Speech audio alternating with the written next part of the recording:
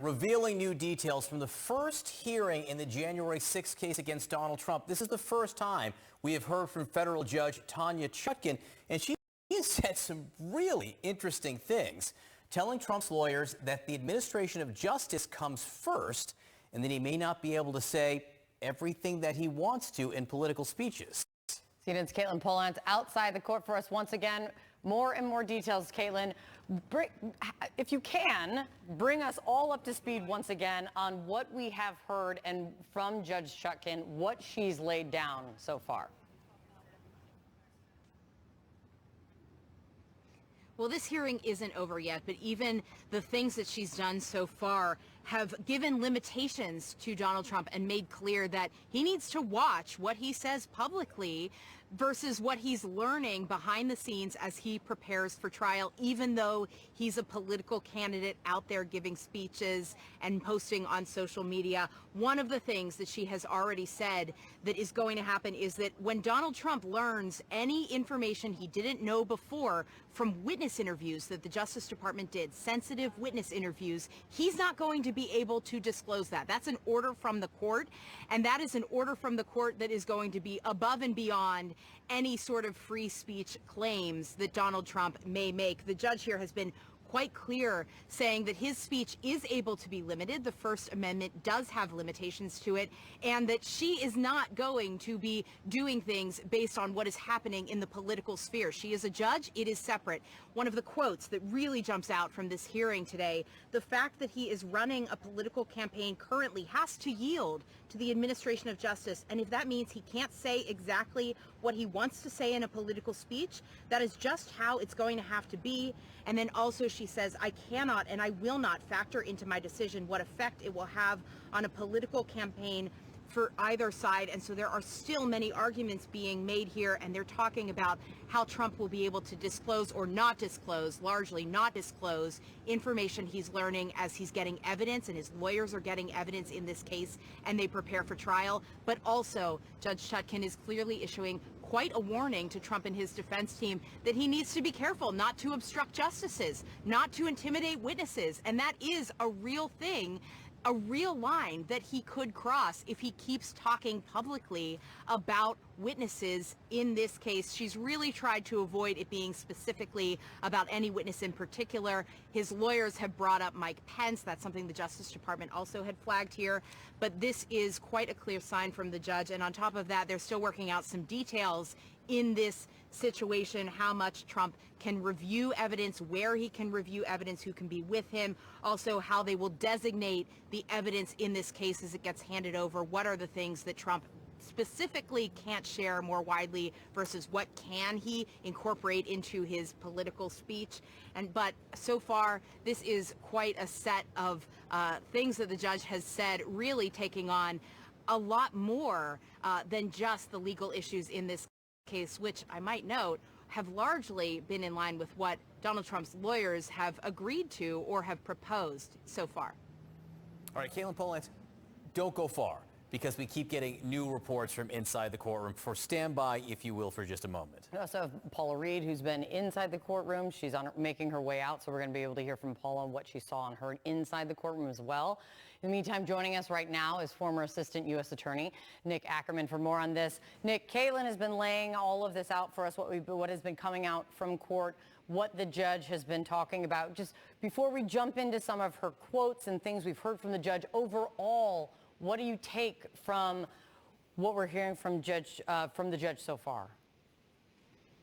None of this is very surprising. This is a very standard protective order that the government wants. The purpose of a protective order is for the defendant to be able to get discovery and use it for his defense, not to put on a public display or contest the allegations in a public forum. He's already agreed to two protective orders that are almost exactly the same in both the Miami classified documents case and the New York case prosecution. So none of this is surprising. I think she's essentially going to be putting in place the order that the government has asked for. And based on the comments that I heard, it just reaffirms my opinion that this case is going to trial in January or February of next year. This judge is not taking any blowback from this defendant. They've tried over the last couple of days. If you look at the filings that have been made, they've tried everything to delay this as much as possible, put this over till next week, try not to make it very important in a matter that's pretty perfunctory. So I think the judge has seen through their delay tactics, and she's not going to take any of it. And I think this is a clear message to Donald Trump that he is going to be in the dock in January or February, and a jury is going to be listening to the evidence. The actual legal rulings she could issue here may be narrow today. What she said overall may have a greater impact and may be more expansive, Nick. I'm going to paraphrase here. One of the things she did say is that being a presidential candidate is really no different than any other job. She's going to treat running for president like she would treat any job, which is to say that, you know, the Iowa caucuses don't mean anything more to me than a business appointment that a defendant might have. So don't expect the implication there is don't expect the Iowa caucuses in and of themselves to delay a trial date. She also said the fact that he's running a political campaign currently has to yield to the administration of justice. And if that means he can't say exactly what he wants to say in a political speech, that's just how it's going to be. She's making clear that the politics here won't really impact her legal decisions. I think that's absolutely correct.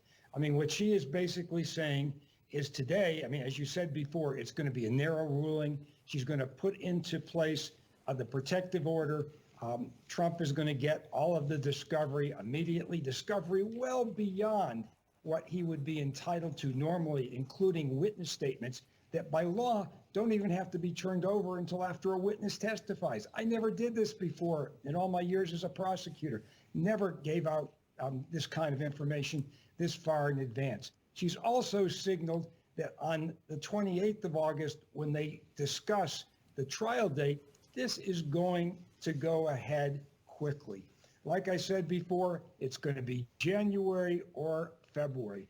This case is going to move along. She's taken control, and it's so obvious if you look at the docket sheet.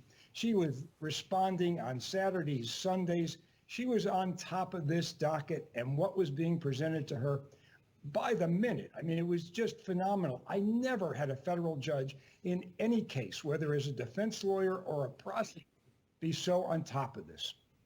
Nick, stick with us for a second. Paula Reed was inside the courtroom watching this all play out. Paula, can we assume you've left court, that this hearing is now over?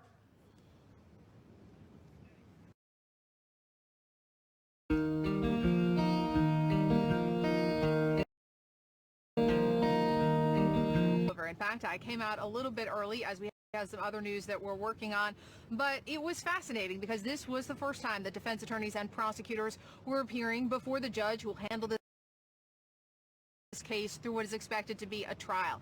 And Judge Tanya Chutkan, she has been on the bench for over a decade, and it shows. It was a big contrast to what we saw down in Florida before Judge Eileen Cannon, who has only been on the bench for a very short time. Judge Chutkan's experience shows through in her command of the courtroom, the way she is able to pepper lawyers with questions, just get to the heart of an issue, and she infused humor throughout this hearing at the expense of both prosecutors and the defense.